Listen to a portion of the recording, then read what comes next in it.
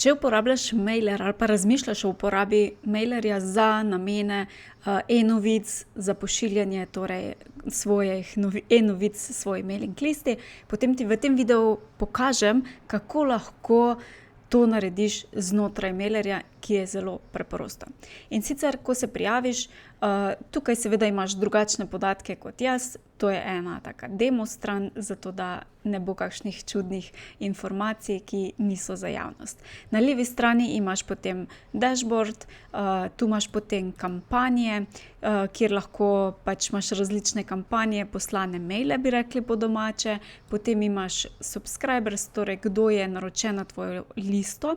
Tukaj je zelo pomembno, da poznaš tudi, da imaš vse subscriberje, torej vse, ki so naročeni na tvojem listo, potem lahko tukaj izbiraš po različnih filtrih, če potrebuješ jih razdeliti, potem lahko jih deliš na segmente, lahko jih deliš na grupe, torej na skupine.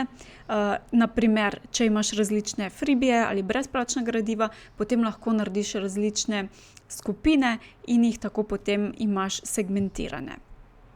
Da lahko potem recimo samo eni skupini pošlješ mail. Zdaj, v tem videu pa ti pokažem, kako v bistvu narediš eno običajno kampanjo, torej pošlješ mogoče svoje prve e-novičke. In sicer greš pod kampanje in klikneš Create. Tukaj daš potem nek naslov in izbereš, kakšna kampanja to bo. A bo to navaden mail, ki ga želiš poslati, ali želiš to narediti kakšen AB test. Zdaj, če imaš Pro plan, potem imaš na voljo še tudi druge verzije. Zdaj, najpogosteje bo to tvoja običajna, torej regular. In nadaljuješ. Okej, potem napišeš naslov oziroma subject. To je tisto, kar pač bo videl tudi naslovnik, zato je fino, da je zelo nekaj privlačnega. In tukaj pač napišeš naslov tega maila, ki ga želiš poslati. Če želiš dodati, lahko spremeniš tukaj, od koga je tale mail bil poslan. Torej, jaz ti ne priporočam, da imaš tako, kot je tukaj, recimo, da je neki ime podjetja, ampak da je vsaj naj bo tvoje ime. Naprimer, Maja iz, ali pa tvoje ime pa iz, pa je lahko potem tvoje podjetje, ali pa samo pač tvoje ime, priimek, pač kakorkoli se želiš odločiti. Potem tukaj lahko nastaviš še določene nastavitve za sledenje in pa izbereš lahko tudi jezik.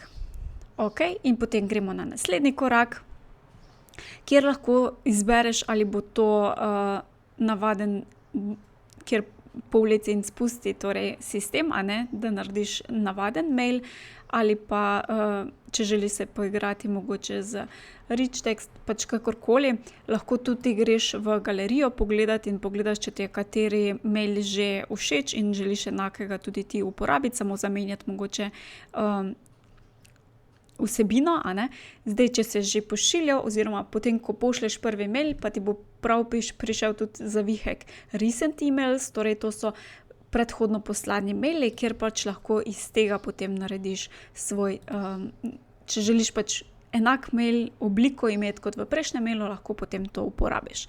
Zdaj, pri tem templeti ti jaz potem priporočam, sicer niso niti za brezplačne plane, pač je potrebno nadgraditi, ampak če že je tukaj fajn, da paziš, da ni preveč slik. Ker če so slike več kot 2, običajno Gmail že zelo hitro rad da v spam. Tako da tudi, če delaš čisto navaden mail, recimo, da zberemo to prvo verzijo, lahko dodajaš seveda slike, lahko narediš čisto svoj vizualno, kakor želiš, Tukaj recimo je že en primer in fajn je paziti, da tukaj ni torej preveč slik. In potem enostavno klikneš na posamezni element in ga pač po želji spremeniš. Ko si na elementu, imaš potem tudi možnost ga predstavljati nižje ali pa višje recimo, ali pa spreminjati določene nastavitve, spreminjati tudi seveda tekst, gumbe pa vse to, kar je veze z barvami, seveda pa tudi fonte, če je le možno, da uporabiš takšne, kot uporabljaš ti. Tukaj pa potem lahko zbiraš med različnimi bloki. če želiš recimo dodati še en naslov, a ne, ga lahko samo tako lepo klikneš in povlečeš v tvoj mail in ga spremeniš.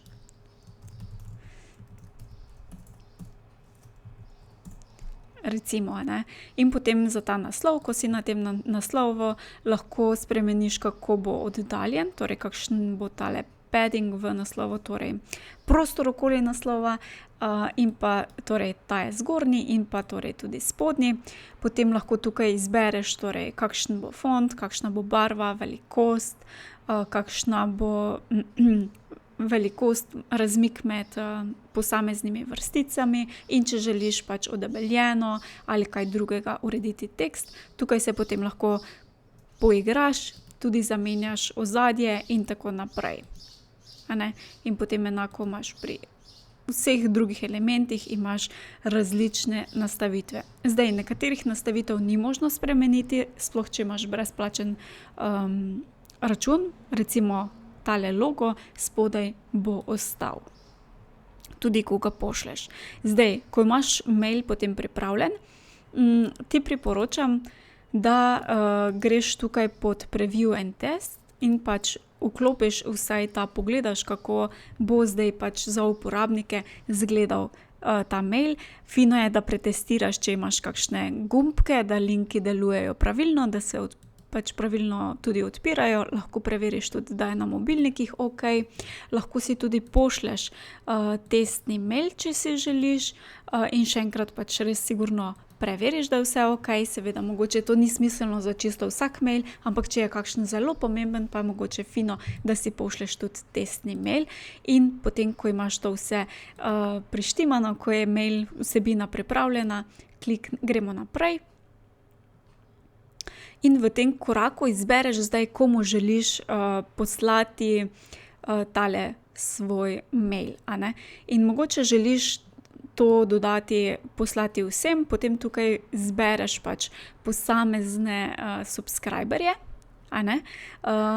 Izbereš pač all, torej to bojo dobili vsi, ki so naročeni. Če pa želiš poslati samo eni skupini, ki se je mogoče prijavila preko kakšnega freebija ali pa kaj, ne, tukaj je zdaj nekaj čisto izmišljenega, ne, zato je tudi nič je praznih, ne, to je moj demo račun, da ti pač lahko pokažem, pa lahko izbereš recimo samo ti, ki so se recimo udeležili nekega webinarja v tem primeru, a ne, imam recimo izmišljeno skupino, lahko potem jih označim in samo tem potem pošljemo.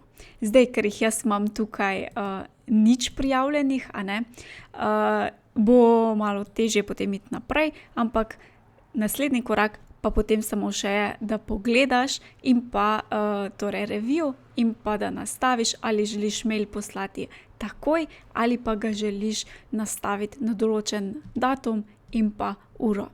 Evo, in to je vse. Upam, da ti to koristi, da ti bo zdaj jasno, kako v bistvu pošiljati maile znotraj Mailerja. Hvala ti.